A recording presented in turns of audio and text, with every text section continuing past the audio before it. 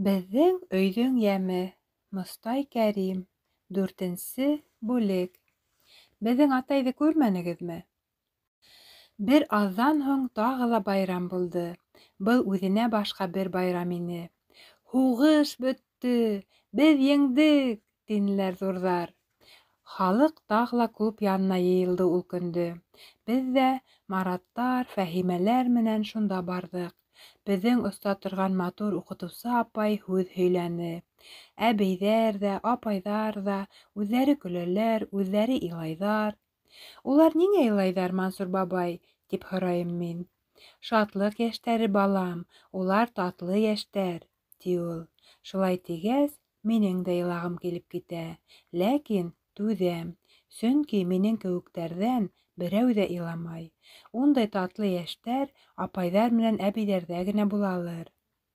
Әкиәттәге Тимербәк тотҡон ҡыҙҙарҙы ҡотҡарғас, шатлыҡтарынан илашып алғандар бит тегеләр. Оксананы бер апай күтәреп ала, үҙе һөйләнә. Бик бәхетле булырһығыҙ инде, балаҡайҙарым. Ана ниндәй аждаһаны дөмөктөрҙөләр бит. Кискә ҡаршы беҙ Мансур бабай менән Фәрхинсә әбейҙе сәй эсергә саҡырҙык. Үҙебеҙ ҡараңғы төшкәнгә тиклем урамда уйнап йөрөнөк. Ҙурҙар ҙа бер туҡтауһыҙ йырлашып, бейешеп кенә торҙолар. Кешеләр шат булһалар, йырлайҙар шул. Әсәйем дә атайҙан хат килгән көндәрҙә йырлап ҡуя торғайны. Ҡалай яҡшы, кешеләр шат булғас. Ул саҡта әле муйылдар менән алмағастар яңы ғына сәскә атҡайны. Шул көндән алып беҙ өсөбөҙ ҙә атайҙы көтә башланык. Хәҙер инде беҙҙең колхозда бесәнде бөтөрөп, ураҡҡа төштөләр. Ә атай һаман ҡайтмай ҙа ҡайтмай. Тиҙҙән күрешербеҙ тигән хаты килеүгә лә әллә нисә көн булды инде. Әсәй эштән ҡайтҡас, төн буйы өйҙөң стеналарын йыуҙы, мейесте ап-аҡ итеп ағартты, беҙ өсәүләп ҡураны һеперҙек. Унда хәҙер бер генә сүп тә юҡ. Оксана менән беҙ әллә нисә ҡат инде ауыл осона сығып, көтөп тә ҡараныҡ. Тик атай һаман ҡайтманы. Шул тиклем оҙаҡ ҡайтмай торған кеше булыр икән. Бер саҡ әсәйем төшкә ҡайтҡас, беҙгә Тәзкирә апай керҙе. Беләһеңме, Көнбикә еңгә, күпер башы Бәкерҙең Рамазаны ҡайтҡан бит, бүтәндәр ҙә оҙаҡламаҫ инде, ти ул. Указ булыуға ла байтаҡ заман үтте шул. Беҙҙеке бит етмәһә 4 ҡат яраланған да, ти әсәйем. Мин указдың ни икәнен генә белмәйем. Тик атай ҡайтыуға ҡатнашып булғас, яҡшы әйберҙер инде. Мин Оксананы ымлап ҡына саҡырып алам да, беҙ болдорға сығабыҙ. Ишеттеңме, тием мин. Нимәне? Күпер башын. Әйҙә шуларға барып ҡайтабыҙ. Мин әйткәс, һеңлем ҡарышып тормай. Беҙ ҡапҡа аҫтынан ғына сығып, түбән осҡа йүгерәбеҙ. Еләбеҙ генә. Хәйбулла Рушаны беҙҙе күрмәй ҙә ҡалды. Күрһә, хәҙер таш ырғытмай инде ул. Оксананың башмағын ағыҙып ебәргәс, Рушандың уҫаллығы бөтөп китте. Бер көн бит беҙ ҡаҙ һаҡлағанда Рушанды пленға алдыҡ та, Фәһимәнең косынкаһы менән ҡулын артҡа бәйләнек. Шунан һуң һәйбәт булырға ант иттерҙек. Ант итте теге. Марат үҙен туҡмай яҙып та ҡуйҙы. Бәхетең инде, һуғыш бөтөү шатлығынан бер юлға ҡалдырам, тине. Шуға күрә беҙ уны плендан да ҡотҡарып ебәрҙек. Хәҙер Рушан һәйбәтләнде. Күпер башы Бәкер ағайҙарҙы мин беләм. Улар почта йортона яҡын ғына торалар. Уларҙың рәшәткә менән уратып алынған ҙур баҡсалары бар. Әле унда ҡыҙарып ҡына килгән алмалар аҫылынып тора. Почтаға барғанда үҙебеҙ күрҙек. Оксана менән беҙ икәү Бәкер ағайҙарҙың ҡапҡа төбөнә барып еткәс тә туҡтап ҡалдыҡ. Ҡапҡа асыҡ. Әллә ул асыҡ булғанға, беҙ керергә ҡыймай торабыҙ инде. Мин башымды тығып ҡураға ҡараным. Кем унда ҡапҡаға һыймай тора? Тине ҡалын тауыш. Әллә ҙурыһын асырғамы? Мин ҡаушап төштөм. Кире ҡайтып китергә лә уйлағайным. Теге тауыш йомшаҡ ҡына итеп тағы өндәште. Инегеҙ, балалар, ҡунаҡҡа килгән кеше шунда тормай инде. Беҙ етәкләшеп ҡураға индек. Болдорҙа бер һалдат ағай итек таҙартып тора. Үҙе беҙгә ҡарап йылмая. Итеген ышҡығанда, уның күкрәгендә аҫылынып торған миҙалдары сыңлап китә. Мин Оксананың ҡолағына бышылдап алам. Ошо үҙе инде, тим. Һалдат ағай инде итек таҙартыуҙан туҡтап тора. Әйҙүк, ни йомош, туғандар? Тип һораша ул. Мин ҡаушауымдан: бер йомош та юҡ, тип әйтеп һалам. Оксана ҡапыл ныҡ итеп минең еңемдән тарта. Йәмил онотҡан, ағай, беҙҙең йомошобоҙ бар. Һеңлем үҙе бер аҙым алға атлап ҡуя. Беҙҙең атайҙы күрмәнегеҙме? Ҡасан ҡайта ул? Кем һуң һеҙҙең атайығыҙ? Кавалерист. Уның да 3 миҙалы бар. Улай булғас беләм, ти ағай, үҙе рәхәтләнеп көлә.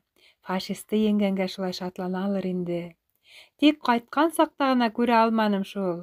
Оҙаҡламаҫ инде, ул да ҡайтыр. Тап ошо минутта атай өйгә ҡайтып ингәндәй булды миңә. Ә ысынлап та шулай булһа? Беҙ ҡайтабыҙ инде, ағай, тип мин тиҙ генә һеңлемде етәкләп алам. Туҡтағыҙ әле, туҡтағыҙ, тип ағай минең беләгемдән тота. Үҙе асыҡ тәҙрә яғына ҡарап ҡысҡыра. Әсәй, бында 2 ҡунаҡ бар, күстәнәс сығарыр инең. Матур яулыҡ бәйләгән әбей икебеҙгә 2-шәр дәү сәтләүек менән берәр кәнфит бирҙе. Беҙ рәхмәт әйттек. Һалдат ағай һаман һорашып тора. Һеҙ игеҙәктәрме әллә? Юғиһә бигерәк тип тигеҙһегеҙ. Юҡ, игеҙәк түгелбеҙ, тип яуап бирәм мин. Беҙ былай ғына икәүбеҙ, ағай. Шунда уҡ сығып та йүгерәбеҙ. Мин бындай һалдаттарҙы бик күп күргәнем бар, ти һеңлем. Ҡайҙа? Һуғыш булған ерҙә, бик алыҫта. Атай мине ҡосаҡлап яратҡан ерҙә. Оксана ҡайһы ваҡытта шулай ҡыҙыҡ һүҙҙәр һөйләп ҡуя. Бәләкәй кеше һуғыш булған ерҙә йөрөймө инде? Тик мин бәхәсләшмәйем. Йә ул үпкәләр. Беҙ йортҡа ҡайтып инәбеҙ. Әсәй ишек келәһенә ағас ҡына тығып эшкә киткән. Ә атай һаман да ҡайтмаған. Көн һайын кешеләр фронттан ҡайтып торҙо. Марат менән Фәһимәнең атаһы ла, Баҙамша бабайҙың ҙур улы ла, артҡы урам кешеләре лә ҡайтты. Беҙ Оксана менән икәү уларҙың бөтәһенә лә барып атайҙы һорашып йөрөнөк. Тик барыбер күрҙем тип асыҡ ҡына әйтеүсе булманы. Ҡайһыһы атай тураһында ишеткән, ҡайһыһы алыҫтан ғына күреп ҡалған, ҡайһыһы уның хаҡында газетала яҙылғанды уҡыған. Беҙ көндәр буйы станция юлынан күҙҙе алмайбыҙ. Берәй әҙәм күренһә, йүгереп ҡаршы барабыҙ. Ә атай юҡ та юҡ. Атайҙы көтә башлағанда ҡаҙ бәпкәләре бәләкәй генә ине. Улар хәҙер үҫеп бөттө. Арала иң матуры теге мин эсемдән генә Оксана тип исем ҡушҡаны. Ата ҡаҙ беҙҙе талаһа ла, уларҙың балаларын барыбер яратабыҙ. Көн дә ем биреп торабыҙ. Атай ҡайтҡансы үҫә торһондар, тип алмағастарға көн дә һыу һибәбеҙ. Улар сәскә атманылар атыуын. Күп иттереп япраҡ ҡына ярҙылар. Ә мәктәрҙең сәскәләре ҡойолоп бөттө инде.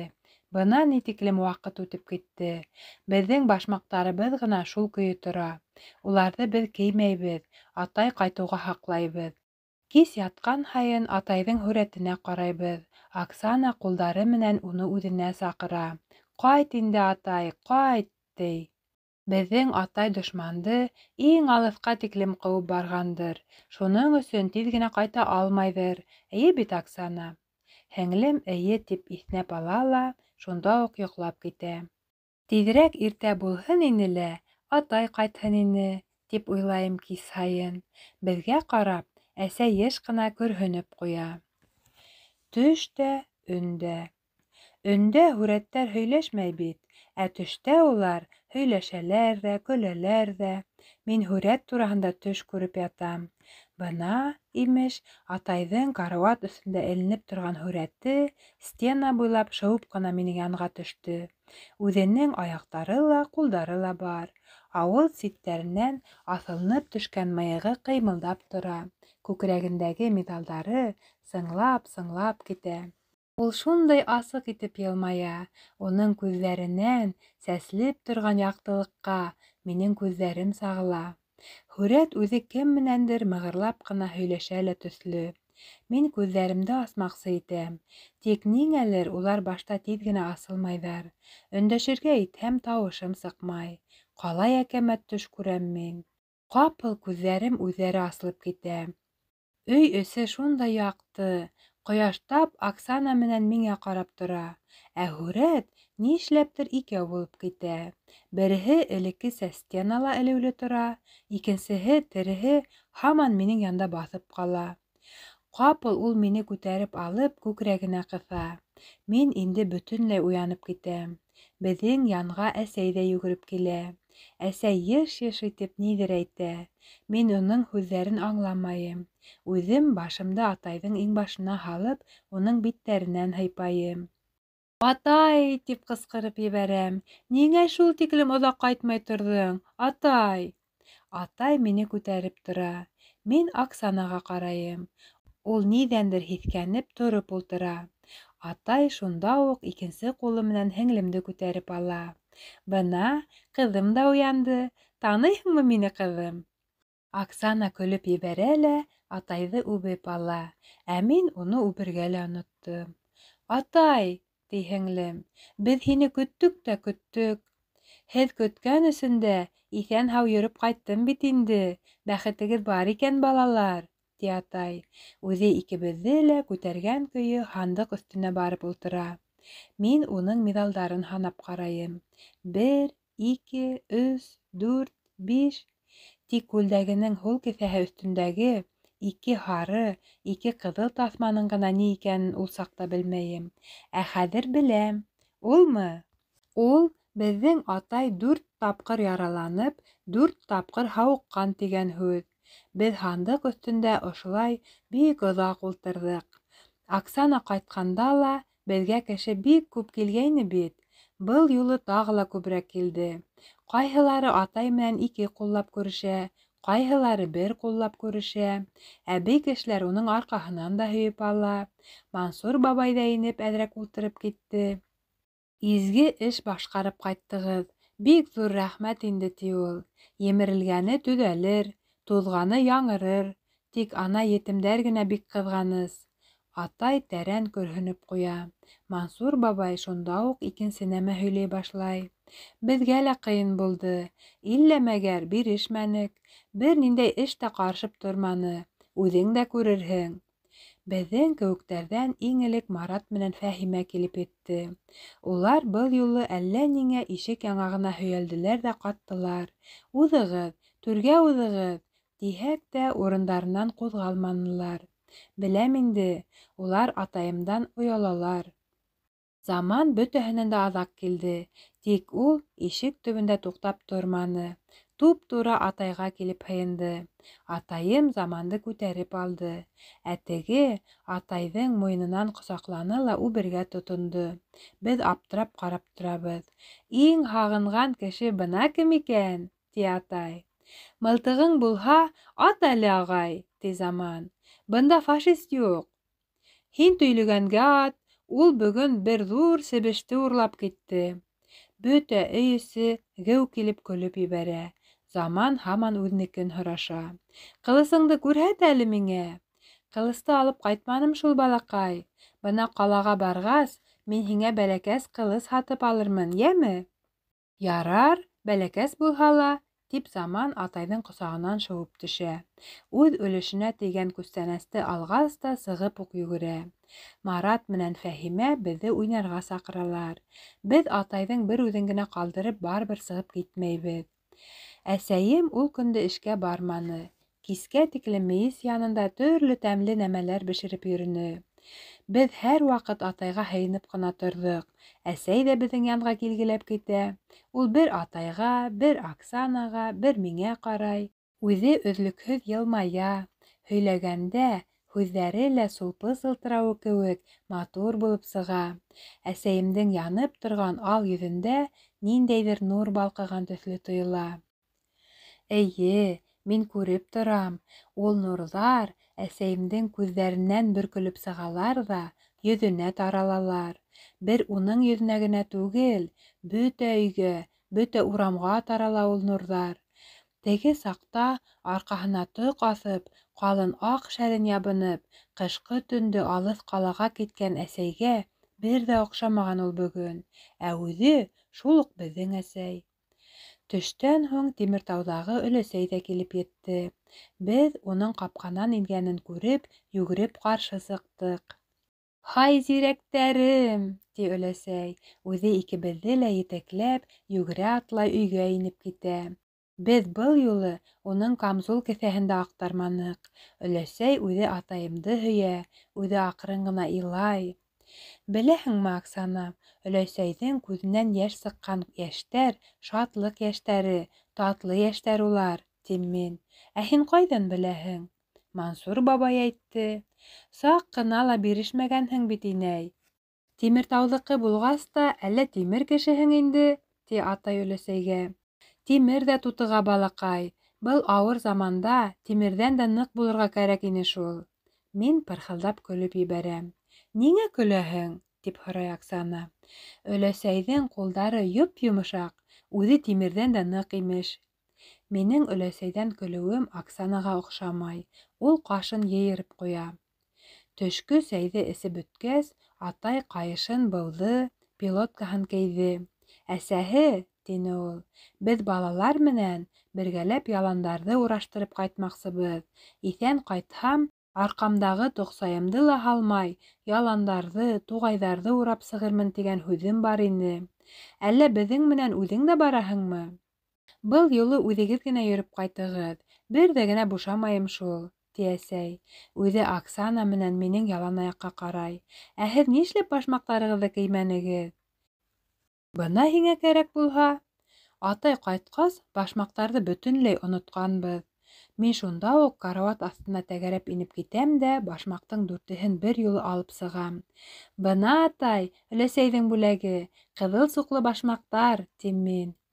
«Минең бер башмаҡ көмөшлөлә ағып киткәйне әле, Йәмил табып алып ҡайтты», — ти һеңлем. «Балыҡсы Яҡшығол бабай менән икәүләп тоттоҡ». «Ул башмаҡтар шатлыҡ та, ҡайғы ла булды инде», — ти өләсәй. «Һин ҡайтҡансы кейҙерә алманыҡ. Атай ҡайтҡас кейәбеҙ, тиҙәр. Әле бөтөнләй иҫтәренән дә сыҡҡан. Эй, балалар, балалар!» Беҙ башмаҡтарыбыҙҙы кейеп ебәрәбеҙ. Шунан һуң өсәүләшеп, Муса янынан ғына үтеп, ҡыр яғына сығабыҙ. Беҙ Оксана менән икебеҙ атайҙың ике яғынан йүгерәбеҙ, ә ул еҫле үләндәрҙе өҙөп ала ла танауына килтереп еҫкәп тора. Ҡояшта ҡыҙған саҡма таштарҙы алып, әкрен генә яңағына ашҡый. Йә ул, беҙҙең менән бергә йүгереп, тәрән соҡорҙарҙың төптәренә төшә лә сәнскеле көрән сәскәне өҙә. Йә иһә, берәй таш өҫтөнә баҫып, оҙаҡ итеп, бөтә тирә-яҡты ҡарап тора. Беҙ инде һай соҡорҙо ла үттек. Атай беҙҙе Ҡайынлыҡ урманының теге башындағы шишмә янына алып килде. Эй, һалҡын ул шишмәнең һыуы. Атай шишмәлә ҡулдарын, биттәрен йыуҙы, унан устары менән алып һыу эсте. Беҙ ҙә эстек. Шунан өсәүләп үлән өҫтөнә ултырҙык. «Был шишмәне һеҙҙең олатайығыҙ, минең атайым, Батырша ҡаҙығайны», — ти атай. «Мин ул саҡта һеҙҙең кеүек кенә инем. Шунан бирле Батырша шишмәһе тип йөрөтәләр. Ә күпме кеше һыу эскән, битен йыуған ошонда. Ҡоштар ҙа, йәнлектәр ҙә килеп һыу эсеп китәләр. Ана ҡарағыҙ, рәхәтләнеп үҫеп ултыралар уның тирәһендәге ҡыҙыл сәскәләр. Рәхмәт инде олатайға», — ти Оксана. Атай уны ҡосағына алып, маңлайынан үбә лә тағы ергә баҫтырып ҡуя. «Дөрөҫ, ҡыҙым, ҡалай аҡыллы бит минең ҡыҙым». «Атай», — тим мин, «атай, әйҙә беҙ ҙә 3 шишмә, юҡ, 4 шишмә яһайыҡ. Һиңә, әсәйгә, Оксанаға, миңә. Беҙгә рәхмәт әйтерҙәр. Һеҙ үҫкәс, бәләкәс шишмәләр генә түгел, ҙур күлдәр яһарһығыҙ, ҙур йылғаларҙың ағышын борорһоғоҙ», — ти атай. «Кешеләргә файҙалы тағы бик күп эштәр эшләрһегеҙ». «Ярай», — тип мин баш ҡағам. Тик үҙем хәҙергә ҙур күлдәр, ҙур йылғалар ҙа яһай белмәйем. Үҫкәс белермен әле, атай үҙе өйрәтеп бирер. «Мин дә яһашырмын, атай, ярармы?» — ти һеңлем. Атай ултырып тора. Ә үҙе беҙгә ҡулдарын һуҙа. Беҙ һеңлем менән икәү уны ҡулдарынан тотоп баҫтырып ҡуябыҙ. Хәҙер инде имәнле күл буйҙарына барып сығайыҡ. Арыманығыҙмы? Тип һорай атай. Беҙ бер тамсы ла арыманыҡ әле. Атай ҡайтҡас арыта тейме ни? Беҙ ауыл осон кире урап, көмөшлө туғайына сығабыҙ. Имәнле күл буйында туҡмаҡ башлы бер нәмәкәй үҫә. Үҙе матур, үҙенең мамыҡтары осоп тора. Уның исеме Екән. Күл буйына барғас, беҙ уларҙы күп итеп өҙҙөк. Томбойоҡ япраҡтары ла йыйҙыҡ, уҡ яһарға төҙ ҡамыштар алдыҡ. Беҙ унда ҙур өйрәктәрҙе лә, бәләкәсерәк өйрәктәрҙе лә күрҙек. Улар беҙҙән ҡурҡып осоп киттеләр. Ә тәлмәрйендәрҙе күрһәк тә, әйтеп тормайым, яратмайым мин ул баҡылдаҡтарҙы. Шунан һуң атай беҙҙе әллә ниндәй һуҡмаҡтарҙан алып китте лә ҡайтыр юлға сығарҙы. Туғайҙан ҡайтҡанда бер тауға менергә кәрәк. Беҙ саҡ ҡына арығайныҡ та, бер ағас төбөнә ултырып ял иттек. Тағы ла атайҙың миҙалдарын тотоп ҡараныҡ. Шунан һуң ул 2 түңәрәк миҙалды күкрәгенән ысҡындырҙы ла беҙҙең күкрәктәргә ҡаҙап ҡуйҙы. Шунда уҡ беҙҙең арыуыбыҙ бөтөп китте.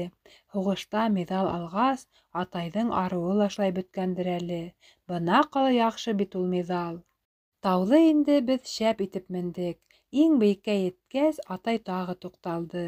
Бынан беҙҙең ауылдың 3 урамы ла, көмөшлө буйҙары ла, теге имәнле күл дә, Күкһел урман ситендәге Тимер тау да күренеп тора. Мин аптырайым. Беҙҙең урмандар бөтәһе лә йәшел, ә Тимер тау урманы күкһел. Өләсәй менән барып ҡарармын әле мин ул урманды. Алыҫтағы тау яғынан оҙон төтөн сығарып поезд үтеп бара. Яҡын баҫыуҙа комбайн бойҙай урып йөрөй. Уның өҫтөнә бәләкәс кенә бер кеше менеп баҫҡан. Әллә минең кеүек кенә берәй малаймы икән ул? Атай ҡулдарын ҡаштары өҫтөнә ҡуйып оҙаҡ итеп ҡарап тора. Бына, балалар, ти ул, былар бөтәһе лә һеҙҙең тыуған ерегеҙ. Ана теге тауҙар, урмандар, йылғалар артындағы ла, бик алыҫтағы ла һеҙҙең тыуған ерегеҙ. Әле һеҙ күрмәгән, һеҙ белмәгән ерҙәр бар.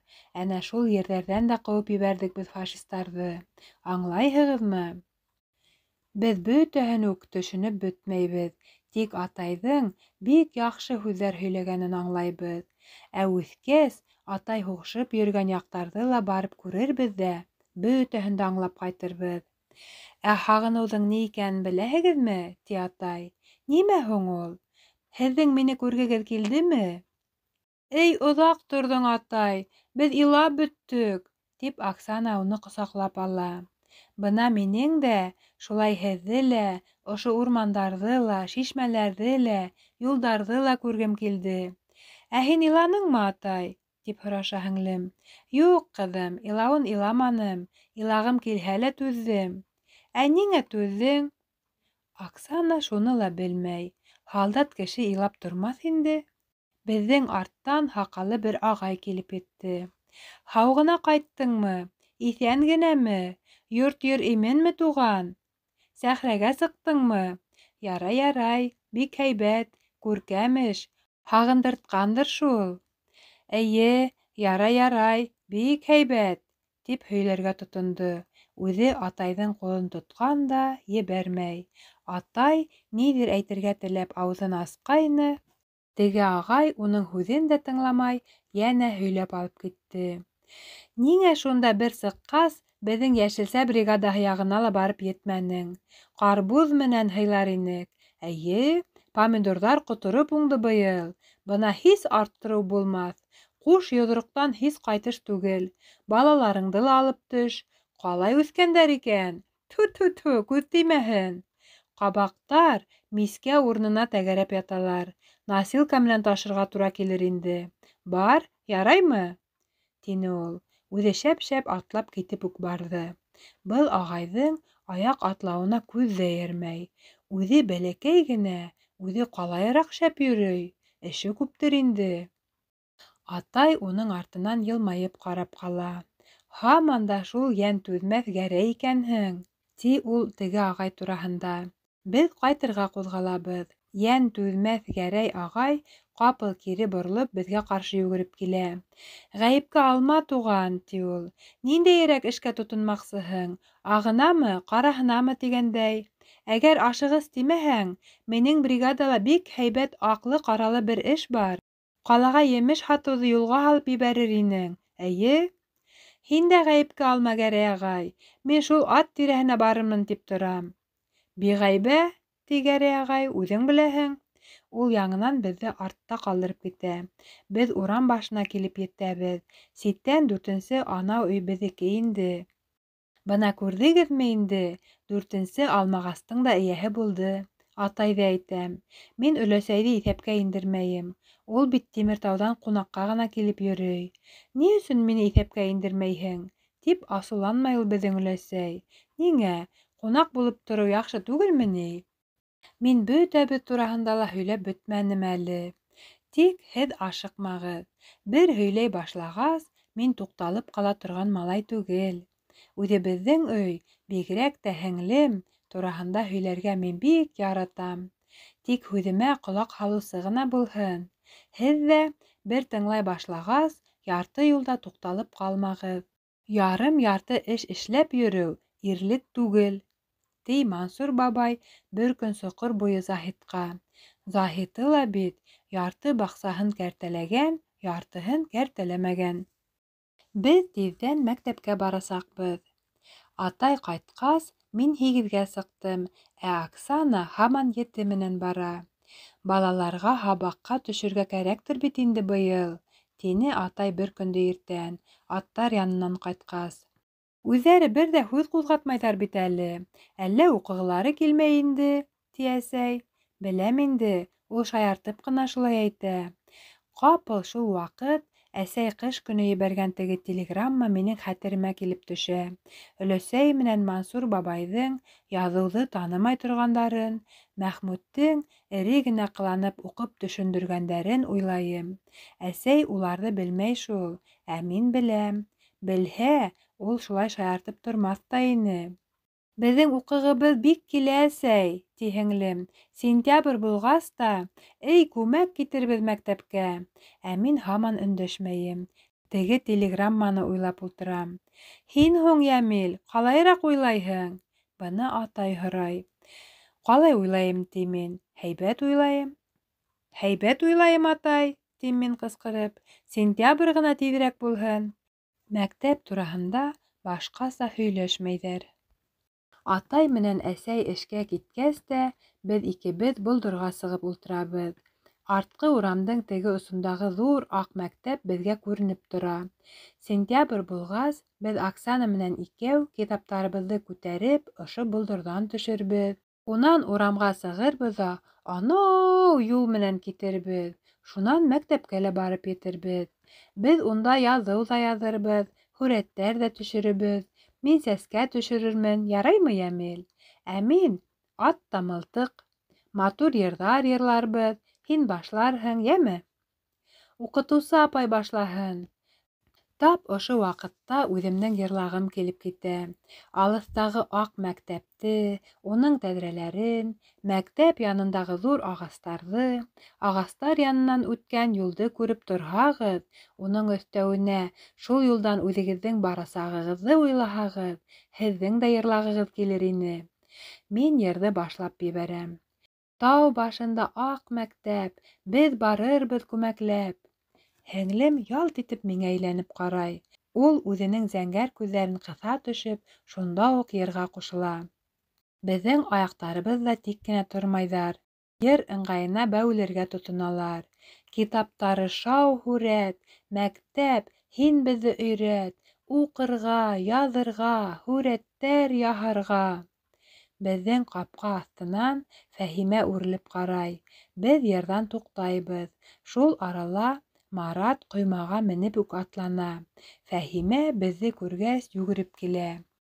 «Йыллашып ултыламы ни беләүҙәл?» ти ул. Һаман бөтмәй шул Фәһимәнең һаҡаулығы. Марат һыҙғыртҡысын һыҙғыртып ебәрә. Үҙе ҡулы менән беҙҙе урамға саҡыра. Оксана өй ишеген ябып ҡуя. Ишекте япмай китһәк, Тауыҡ, себештәр өйгә килә лә тула. Тәҙрә төптәренә ҡунып бөтәләр улар. Үҙҙәре уҫалдар, үҙҙәре әллә ниндәй әрһеҙҙәр. «Балабыҙмы?» — ти Фәһимә. «Ҡайҙа?» Марат һыҙғыртҡысын икенсе тапҡыр һыҙғырта. «Киттек», — ти ул. «Ҡайҙа киттек?» «Их, һеҙ!» — тигән була Марат. «Бер ни ҙә белмәйһегеҙ. Кисә бит бер апай беҙҙең кеүектәрҙе уҡырға яҙып йөрөгән. Беҙ урманда тороп ҡалдык. Һинең бәкең арҡаһында инде». «Юғалтма үҙең кеше бәкеһен!» «Кем юғалтҡан? Һин юрамал миңә ябаһың бит, белгең килһә!» «Әрләшмә, Марат!» — ти Оксана. «Ул бәке бит үҙе юғалды. Эйе бит, Йәмил?» «Үҙе?» «Балайыҡ инде. Эй, бынауы малайҙалды!» Беҙ дүртәүләшеп урамға сығабыҙ. Арттан Фәрит менән Заман ҡыуып етә. Улар шау ғына шулай инде. Бөтә баланан да һуңға ҡалалар. «Минең дә ҡәләмем бар», — ти Заман. Бармаҡ буйы ғына ҡәләмен Оксанаға күрһәтә. «Беҙҙең бесәй бөгөн бер турғайҙы тота яҙҙы ла, турғай осоп китте. Һәйбәтме?» «Нимә, турғаймы, Заман?» «Ҡәләм». Марат Заманға һөйләнмәҫкә ҡуша. Күп һөйләй шул Заман. «Әсәй миңә һөйләргә яратаһың», ти. Заман минең ишегенәме һуң? Бәп-бәләкәс көйөнә, ауыҙы һүҙҙән бушамай. Беҙ инде урамдың теге яғынан, Хәйбулла Рушандары яғынан йөрөргә лә ҡурҡмайбыҙ. Рушан хәҙер бер ҙә таш ырғытмай. Ямғыр яуған көндө беҙҙең быҙау тары баҫыуына керергә иткәйне. Беҙ Оксана менән йүгерәбеҙ, һис тегене тыйып булмай. Шунда Рушан быҙауҙы тотоп бирҙе. Ул бик шәп йүгерә бит. Ана ул әле ҡапҡалары башында ниҙер йырлап ултыра. Ҡыҙыҡ малай ул Рушан. Йә ағас ботағына, йә өй ҡыйығына, йә берәй бағана башына менә лә йырлап тик ултыра. Үҙенең йырын бер ҙә аңлап булмай. «Әйҙә, Рушан, мәктәпкә!» — тине Марат. «Мин сентябрь еткәс барам. Кисә апай шулай тине». «Ә беҙ улманда йөлөнөк тә апайҙы күрмәнек». Марат һеңлеһенә асыуланып ҡарай. «Һин һаҡау көйөңә мәктәптә күп һөйләнеп торма», — ти ул. Фәһимә үпкәләмәй, тик үҙенең һары башын ғына ҡағып ҡуя. «Ялал!» Беҙ артҡы урам осона сыҡтыҡ та мәктәпкә килеп еттек. Бер малай ҙа теймәне беҙгә. Артҡы урам малайҙары ла һәйбәттәр бит. Беҙ ишек төбөндә генә туҡтап ҡалдыҡ. Берәү ҙә алдан кермәй. Фәһимә ишек тотҡаһына үрелгәйне лә, Марат уның ҡулынан тартты. Беҙ тирә-яҡҡа ҡараңғылап һаман торабыҙ. Ҡулына ҙур ҡыҙыл сәскә тотоп, мәктәп баҡсаһынан Заман килеп сыҡты. Ул башта уҡ туп-тура шунда йүгергән ахыры. «Эй, күп сәскә таптым! Әйҙәгеҙ, сәскә йыябыҙ!» — ти Заман. Фәрит уны әрләй. «Баҡсалағы сәскәләрҙе өҙөргә яраймы ни? Бигерәк тә бер ни белмәй шул әле Заман. Мин ҡәләмде юғаттым, Фәрит!» — ти ул. Баҡсанан бер апай килеп сыға. «Ҡайһығыҙ бында сәскә өҙөп йөрөй?» «Мин түгел», — ти Заман. Үҙе Фәриттең артына боҫа. Теге апай көлә. Көлгәс асыуланмайҙыр инде. «Баҡсала уйнарға ярай, тик сәскәләрҙе өҙөргә ярамай», — ти апай. Үҙе Замандың башынан һыйпай. «Өҙгәс бөтә бит улар. Барығыҙ, уйнағыҙ». «Беҙ уйнарға килмәнек, апай. Йомош менән килдек», — ти Марат. «Йомошоғоҙ кемдә һуң?» «Мәктәптә. Беҙ уҡыуға килдек, апай», — ти Фәһимә. Марат уның итәгенән тартып ҡуя. «Юҡ, әлегә уҡырға түгел. Беҙҙе яҙып ҡуйығыҙ, апай». Апай беҙҙе мәктәпкә бер ҙур бүлмәгә алып инә. Унда балалар ултыра торған парталар ҡуйылған. «Йә, ултырышығыҙ, балалар», — ти апай. Беҙ парталар артына инәбеҙ. Апай үҙе өҫтәл янына килеп, бер китаптымы, дәфтәрҙеме асып ҡуя. «Апай, беҙ кисә урманға барҙык». «Шулаймы ни?» «Эйе», — ти Заман. Заман алдаша. Ул кисәге урманға барманы. «Кемдән башлайбыҙ?» Беҙ өндәшмәй торабыҙ. Шунан һуң апай башта Мараттың, унан Фәриттең, унан Оксана менән минең исемдәрҙе, фамилияларҙы, йәштәрҙе һорашты. Сират Заманға килеп етте. Ул апайҙың янына уҡ килде лә, бая үҙе өҙгән сәскәһен һуҙҙы. «Мә, апай, мин 4-тә». Мин 6-ла, тине Фәһимә. Апай тағы ла йылмая, үҙе замандың арҡаһынан һөйә. Беләм, беләм, һеҙҙе лә яҙып ҡуйҙым, ти ул. Шунан һуң беҙгә ҡарай. Минең исемем Рауза апай. Һеҙ бергәләшеп ошо класта уҡырһығыҙ. Мин уҡытырмын. Ә хәҙергә ҡайтығыҙ, уйнағыҙ. Рауза апай беҙҙе болдорға тиклем оҙата сыҡты. Беҙ йүгерешеп ҡайтып киттек. Заман да ҡалышманы. Соҡор буйына еткәс, беҙ йүгереүҙән туҡтаныҡ. Рауза апай һәйбәтме? Тип һораны Оксана минән. Һәйбәт, ул беҙҙе уҡырға ла, яҙырға ла өйрәтер. Тағы 14 көндән сентябрь, уны бик белеп тороғоҙ, тип әйтеп ҡайтарҙы беҙгә Марат. Ошо мәлдән алып, беҙҙе мәктәпкә әҙерләй башланылар. Әсәй икебеҙгә лә матур итеп муҡсалар тегеп бирҙе. Атай лавканан ҡәләмдәр, төрлө буяуҙар алып ҡайтты. Оксанаға ла, миңә лә яңы күлдәк тектеләр. Беҙ көн һайын мәктәп тирәһенә барып ҡайтабыҙ. Эскә инмәһәк тә, баҡсаһында йөрөйбөҙ. Сәскәләрҙе өҙмәгәс, беҙгә берәү ҙә һүҙ әйтмәй. Ниндәй генә сәскәләр, ниндәй генә ағастар үҫмәй ул баҡсала. Дауамы бар.